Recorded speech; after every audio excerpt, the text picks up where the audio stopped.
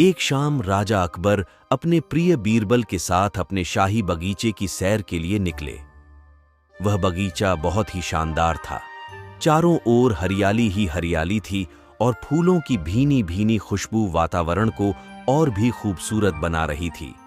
ऐसे में राजा को जाने क्या सूझा कि उन्होंने बीरबल से कहा, बीरबल, हमारा मन है कि इस हरे भरे बगीचे में हम हरे घोड़े पर बैठकर घूमें। इसीलिए मैं तुम्हें आदेश देता हूं कि तुम 7 दिनों के अंदर हमारे लिए एक हरे घोड़े का इंतजाम करो।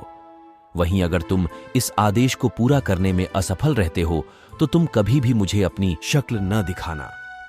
इस बात से राजा व बीरबल दोनों वाकिफ थे कि आज तक दुनिया में हरे रंग का घोड़ा नहीं हुआ है। फिर भी राजा चाहते थे कि बीरबल किसी बात में अपनी हार स्वीकार करें।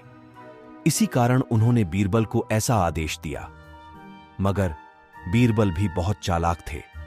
वो भली भांति जानते थे कि राजा उनसे क्या चाहते हैं, इसलिए वो भी घोड़ा ढूंढने का बहाना बनाकर 7 दिनों तक इधर उधर घूमते रहे। 8वें दिन बीरबल दरबार में राजा के सामने पहुंचे और बोले, महाराज, आपकी आज्ञा के अनुसार मैंने आपके लिए हरे घोड़े का इंतजाम कर लिया है, मगर उसके मालिक की 2 शर्तें हैं। राजा ने उत्सुकता से दोनों शर्तों के बारे में पूछा। तब बीरबल ने जवाब दिया, पहली शर्त यह है कि उस हरे घोड़े को लाने के लिए आपको स्वयं जाना होगा। राजा इस शर्त के लिए तैयार हो गए। फिर उन्होंने दूसरी शर्त के बारे में पूछा। तब बीरबल ने कहा, घोड़े के मालिक की दूसरी शर्त यह है कि आपको घोड़ा लेने जाने के लिए सप्ताह के 7 दिन के अलावा कोई और दिन चुनना होगा। यह सुन राजा हैरानी से बीरबल की ओर देखने लगे। तब बीरबल ने बड़ी सहजता से जवाब दिया, महाराज, घोड़े का मालिक कहता है कि हरे रंग के खास घोड़े को लाने के लिए उसकी यह खास शर्तें तो माननी ही होंगी।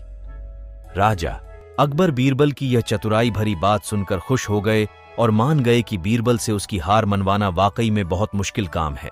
कहानी से सीख। यह कहानी हमें यह सिखाती है कि सही सूझबूझ और समझदारी के साथ नामुमकिन लगने वाले काम को भी आसानी से किया जा सकता है।